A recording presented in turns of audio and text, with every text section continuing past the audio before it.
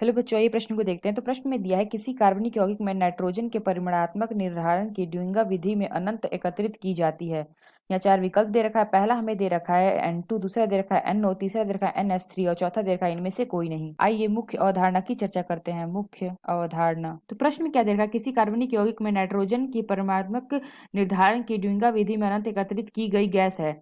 तो अगर इसमें देखें तो नाइट्रोजन युक्त कार्बनिक यौगिक क्यूप्रिक ऑक्साइड के साथ गर्म करने पर उपस्थित उसमें जो उपस्थित कार्बन, हाइड्रोजन, सल्फर और नाइट्रोजन क्रमशः क्या बना लेते हैं, CO2, H2O, यानी कि जो हमारा कार्बन है, हाइड्रोजन, सल्फर और नाइट्रोजन, तो ये हमारे क्रमशः क्या बना लेते हैं, ये हमारा हो जाएगा CO2, हाइड्रोजन हमारा बना लेगा H2O, SO बना लेगा यानी कि सल्फर बना लेगा SO2 और नाइट्रोजन N2। नाइट्रोजन के ऑक्साइड NO2 और N2O के रूप में ऑक्सीकृत हो जाते हैं। तो इस गैसीय मिश्रण को हम क्या करते हैं, रिक्त तप्त कार्बन की जाली के ऊपर प्रवाहित करने पर नाइट्रोजन के ऑक्साइडों का, जो हमारा नाइट्रोजन का ऑक्साइड होता है, वह क्या होता है, N2 में यानी कि नाइट्रोजन में अपचयित हो जाता है। तो अगर हम बात करते हैं, जैसे हम ले लेते हैं कॉपर Cu, तो ये हमारा किस में होता है, नाइट्रोजन के ऑक्साइड, जैसे कि हमारा NO, NO2, N2O। तो अगर हम क्या करेंगे, कॉपर लेंगे और उसमें हम क्या डाल देते हैं, दो NO2 मिलाते हैं, तो ये हमें क्या प्राप्त होता है, ये हमें प्राप्त होता है CuO प्लस नाइट्रोजन गैस मिलती है। इसको हम बैलेंस करते हैं, यहाँ पर C4Cu2